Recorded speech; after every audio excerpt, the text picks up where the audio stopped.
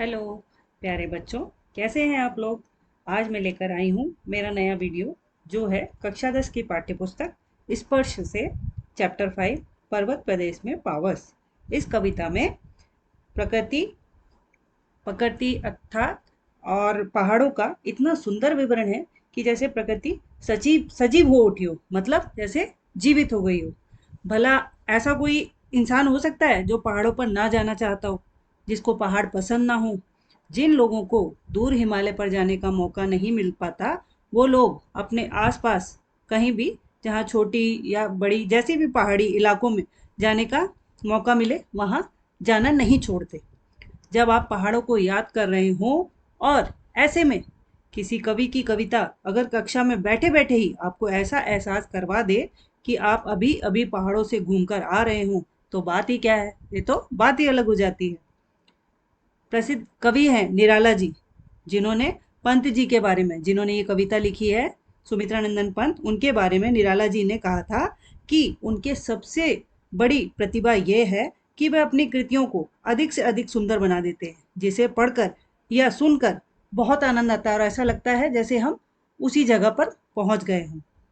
तो आज हम शुरू करते हैं अपनी कविता पर्वत प्रदेश में पावस। पर्वत प्रदेश में पावस। पावस ऋतु थी पर्वत प्रदेश, पल पल परिवर्तित प्रकृति वेश। इसमें सुमित्रा नंदन जी क्या कहते हैं इन पंक्तियों में। कवि सुमित्रा नंदन पंत जी ने वर्षा ऋतु का बहुत सुंदर वर्णन किया है। पर्वतों के ऊपर जब वर्षा ऋतु होती है तो वहां के मौसम में क्या क्या बदलाव आते हैं उसके बारे में बताया है। पर्वतों के ऊपर प्रकृति में पल पल हो रहे बदलाव, पल पल परिवर्तित प्रकृति वेश। जब बारिश होती है पहाड़ों पर तो मौसम पल पल में बदल जाता है, कभी धूप निकल जाती है, कभी बारिश हो जाती है, तो कभी बादलों से पहाड़ पूरी तरीके से ढक जाते हैं। आश्चर्य की बात तो यह है कि ये सब होने में क्षण भर का, मतलब पल पल क्षण भर का भी समय नहीं लगता है। मेखलाकार पर्वत अपार, अपने सहस्त्र दृग सुमन फाड़, अवलोक रहा है बार बार, नीचे जल में निज महाकार। इन पंक्तियों में कवि ने पर्वत को मेखलाकार, करघनी, एक करघनी कमर में पहने जाने वाला छोटा सा आभूषण होता है, छोटे बच्चों को अक्सर आपने कमर में पहने हुए देखा होगा।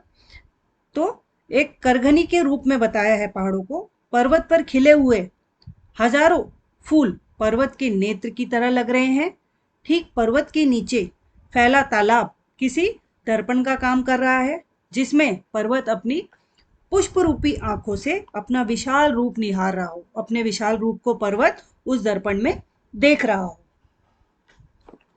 गिरि का गौरव गाकर झरझर, मद में नस नस उत्तेजित कर, मोती की लड़ियों से सुंदर, झरते हैं झाग भरे निर्झर। इन पंक्तियों में कवि ने किसी पर्वत से गिरते झरने की सुंदरता का वर्णन किया है। सुंदरता का वर्णन इस प्रकार किया है, झरना उसमें उठने वाले झाग के कारण, जो झाग जब बहुत तेजी से पानी गिर रहा होता है तो नीचे ऐसा लगता है जैसे झाग झाग बन रहे हों। झाग जैसे सर्फ हम घोलते हैं तो किस तरीके का झाग बनते हैं, वही कवि ने विवरण किया है। झरना उसमें उठने वाले झाग के कारण मोतियों की लड़ी की भांति लग रहा है। छोटे छोटे जो सफेद मोती होते हैं उसकी लड़ियां ऐसे लग रहा है। उसके गिरने से पैदा होती कल कल की गूंज, जो उसके गिरने से जो आवाजें आ रही हैं, जो गूंज मानो ऐसी लग रही है जैसे झरना पर्वत का गुणगान कर रहा हो। गिरते हुए झरने की ध्वनि को सुनकर लेखक की नस नस में मानो ऊर्जा का संचार होने लगता है, ऐसा कवि को प्रतीत होता है। गिरिवर के उर से उठ उठकर उक्षाकांक्षाओं से तरुवर है, झांक रहे नीरव नभ में अनिमेष अटल कुछ चिंता पर। इन पंक्तियों में कवि ऊंचे पर्वत के ऊपर उगे हुए मतलब जो ऊंचे पर्वत पर जो वृक्ष निकल रहे हैं, पेड़ निकल रहे हैं, वृक्षों का वर्णन कर रहा है, जिन्हें देखकर कवि को ऐसा प्रतीत हो रहा है कि यह पेड़ पर्वत के हृदय से उगे हुए हैं और सदैव ऊपर उठने की कामना से एकटक ऊपर, एकटक ऊपर की ओर, आकाश की ओर देख रहे हैं। उनकी ऊपर उठने की इच्छा कुछ इस प्रकार प्रतीत हो रही है कि वे अपने इस लक्ष्य को पाकर ही रहेंगे। उन्हें ऊपर उठने से कोई रोक नहीं सकता। साथ ही कवि को ऐसा भी प्रतीत हो रहा है मानो यह पेड़ किसी गहरी चिंता में डूबे हुए हैं। उड़ गया अचानक लो भूधर, फड़का अपार पारद के पर, रवशेष रह गए निर्झर, है टूट पड़ा भू पर अंबर। इन पंक्तियों में कवि अचानक बदलते हुए इस मौसम में जब आकाश में बादल छा जाते हैं तो पर्वत भी ढक जाता है।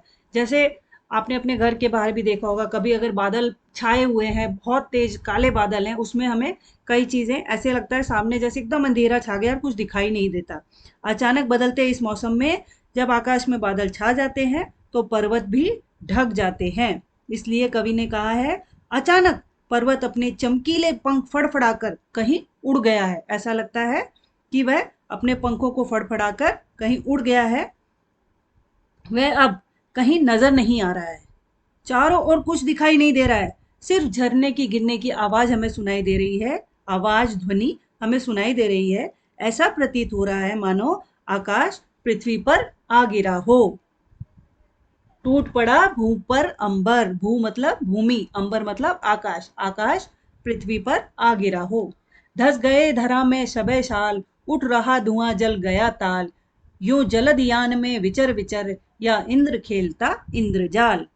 इन पंक्तियों में कवि कह रहे हैं कि घनघोर बारिश हो रही है। घनघोर बारिश मतलब बहुत तेज बारिश हो रही है और इस मूसलाधार बरसात के कारण वातावरण में चारों ओर कोहरा फैल गया। जब बहुत तेज बारिश होती है तो ऐसा लगता है कोहरा हो, कुछ सामने दिखाई नहीं देता, जिसकी वजह से शाल के विशाल पेड़ भी दिखाई नहीं देते। इसलिए कवि ने कहा है शाल के पेड़ डर कर धरती में घुस गए हैं, जैसे धस गए हो धरती में, मिट्टी में, इसलिए हमें वो दिखाई नहीं दे रहे।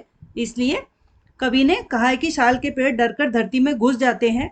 इस निरंतर उठते कोहरे को देखकर ऐसा प्रतीत हो रहा है मानो तालाब में आग लग गई हो। जब आग लगती है कैसे धुआं उठता है, कुछ दिखाई नहीं देता।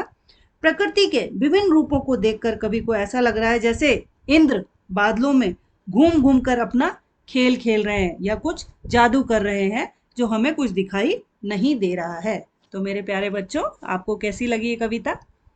अगर अच्छी लगी तो लाइक करिए, शेयर करिए। Bye bye.